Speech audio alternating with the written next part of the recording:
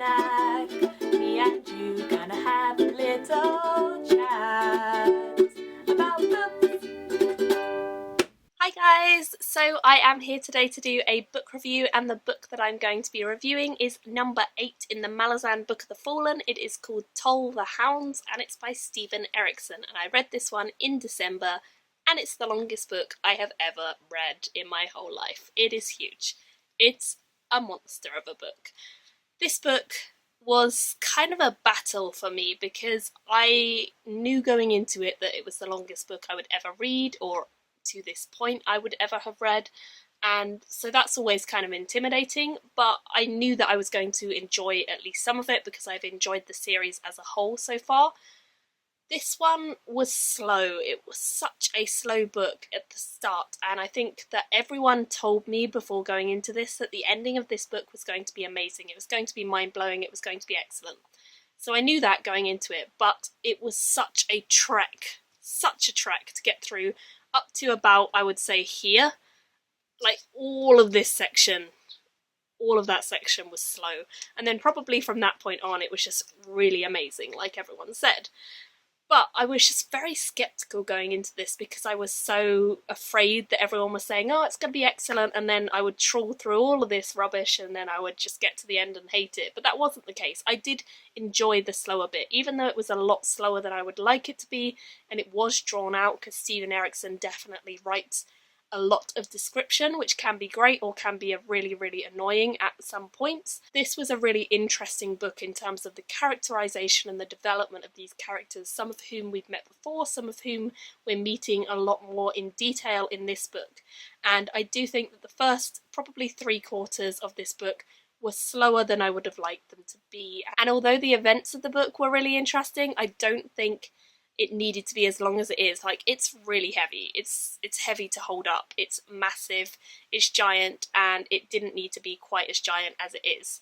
With all of that said, the ending is excellent. I didn't know if I would agree with everyone, but the ending is definitely worth trawling through the rest of the book for, and the ending did blow my mind, even though I was expecting an ending that was excellent. So it was very, very, very good, and I did stay up until about 2 or 3 in the morning reading this book. It was just very, very cool, and I kind of couldn't put it down once I got to those last couple of 100 pages and saw what was happening and saw how it's going to change things for the whole of Malazan. Like, the whole of the Malazan world and empire is going to be changed by the events at the end of this book. And so I'm very, very intrigued to see how it's going to continue in book number 9. Now let's get into the nitty-gritty of what actually went on in this book.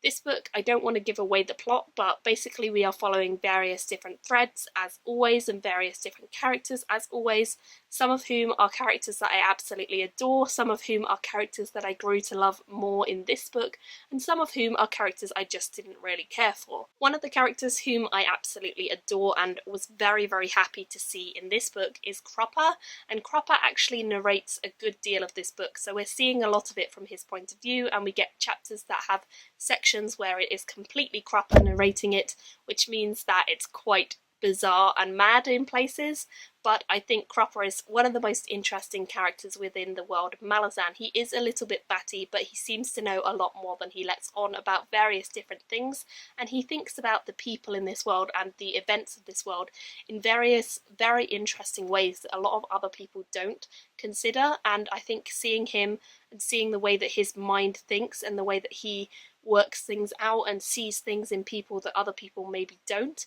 is really, really fascinating. So I absolutely loved that element of the book, and anytime he was narrating a passage or narrating a scene or sort of jumping around to show us things, I found that all very, very moving and very excellently written. For example, with Kruppe's point of view, there is a section where we get a lot of deaths on a large scale, and normally sort of hearing about a lot of deaths on a large scale is sad, but like nothing more. You don't have an emotional connection.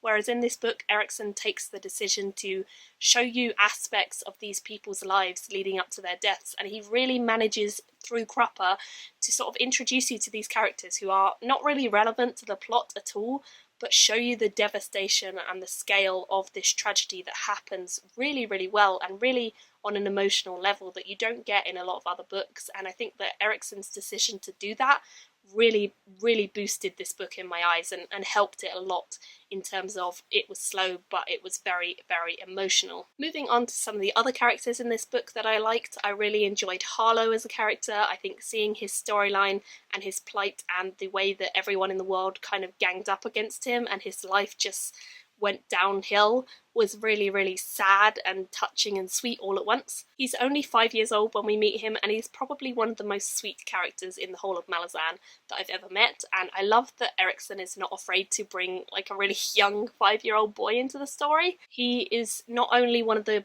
biggest characters who is wronged by various other characters, but he also is quite a major turning point. He's quite a major influence on some of the things that happen later in the story, and I really enjoyed seeing that and seeing him progress as a character and sort of have to face some of the horrors of this world, which is not a nice place to live, especially if you are a young boy who's had people gang up against you and do horrible things to you. Then he really has to suffer, and it's really devastating at times hearing his story. I also cannot help but smile when I read Iskarul Pust's sections. Him and Kruppe are both two of my favourite characters. They're both nutty, they're both bizarre, but they're bizarre in different ways, whereas Kruppe has this kind of wise aura to him. Iskarul Pust is kind of just completely insane at times, and it changes every now and then. Like, Kruppe can be completely insane at times as well, but he kind of has this aura to him that I don't think Iskarul Pust has. Iskarul Pust is more of a random, sporadic, crazy character, and they're both really weird. They're both very, very bizarre, but I like reading about both of them because of that, and they are so interesting because of that. Another character whom I really enjoyed reading about was Kapsala, who I don't think we've met much before. We have met him before, I think, or had mention of him, but in this book we really get to see Kapsala, and he is a very, very fascinating character. He again is quite a crazy one, but he has this mission that he is attempting to do. He is attempting to create this masterpiece throughout the story, and it's a very, very gruesome masterpiece that he's trying to attempt to make, and it kind of revolves around bodies and all sorts of horrible things, but it's very fascinating to see inside his mind and see how he reacts to the other characters in the story who are interacting with him. He is also chained by the sword of Dragnipor, which is a very, very key part of this book in particular, and some of the previous books of the Malazan we have seen Dragnipor take a lead role, and because he was one of the first people to be chained by this sword,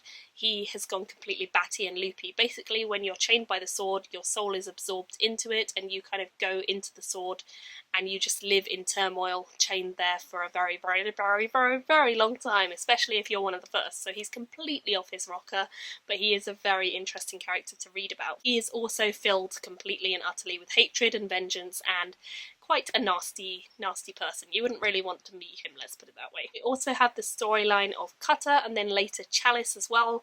I hate Chalice as a character. I really don't enjoy her as a character. I think she is probably one of my least favourites, even though she isn't actually bad per se. Like, she doesn't do a lot of really evil things. I just don't like her. She just really irritates me and gets on my nerves, and seeing Cutter's involvement with her was very frustrating for me. Cutter definitely seems to be one of the characters who's progressed the most and changed the most from when we first met him.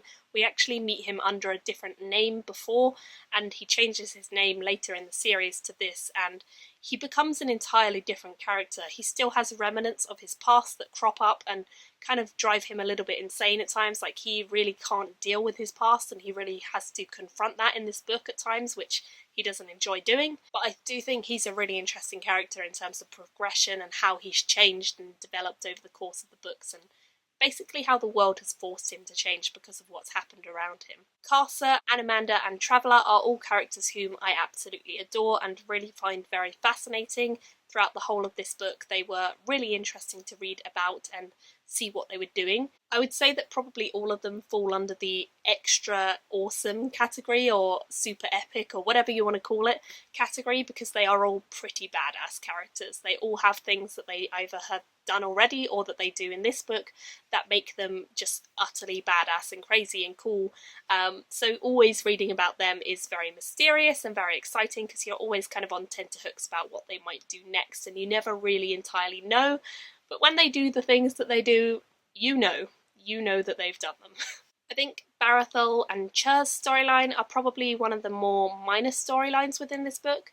Yeah, I do think it's one of the more emotional storylines, because you really start to connect with this poor guy who has this little friend who is being told all of these terrible lies, and the town is turning against them, and just their storyline's really sad. They basically are trying to fight their way out of unlawful persecution, and it's very sad. It's very touching. It's one of those stories that is kind of a tangent from everything else in a way. It doesn't relate as much as some of the other storylines do, although it does still relate.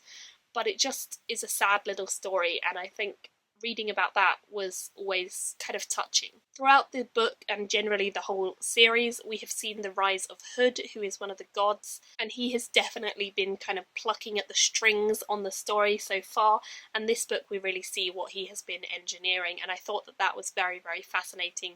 He is pretty epic in terms of power and in terms of what he's been planning, but he is also pretty nasty and horrible, so it's an interesting mix to see him and see whether he is a nasty character who's engineering this horrible thing, or whether he is actually a character working for the best of the Malazan world and trying to ensure that things go well, or whether he's just trying to achieve his own aims. We don't really know, and seeing what he has been arranging and seeing the way he's been manipulating people and other characters is very, very interesting, so I really enjoyed that when that all came to a head. We also have seen the rise of the Crippled God, who is another character.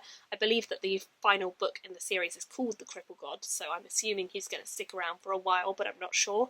But we've seen the rise of his followers, and this is again echoed in this book, foreboding for what will come in the later two books of the series. So overall, this was a very, very cool book. It definitely had some big, epic, crazy, emotional, hard-hitting, surprising moments that I wasn't expecting or anticipating, and it also had some moments that were very, very emotionally touching and pulled on your heartstrings and really did make you connect with the characters.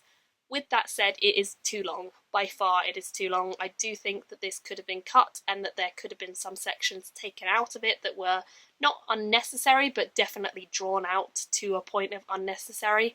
So I think that on the whole, I couldn't give this a 5 stars. I wanted to because of the ending, but the build up to that ending was just too much. It was too long, it was too slow, and so I ended up giving this still a pretty good rating of 4.5 stars.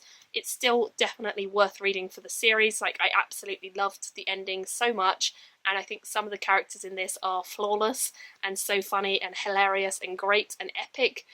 But it is a tough series to get to at times, and it definitely requires a lot of dedication and a lot of time reading one book. So considering that there are 10 in the series and also the Esselmont books in between, it's quite a commitment. But I would absolutely love to hear your thoughts. If you guys have read this book, then do let me know what you thought of the ending in the comments, because it's pretty dramatic and crazy, and yes, crazy, crazy, crazy, crazy, and what you thought of the book as a whole. Did you think it was a bit too long? I've heard from people who are big die-hard fans of the series that they all still thought it was a bit too long, so I'm glad I'm not alone in that.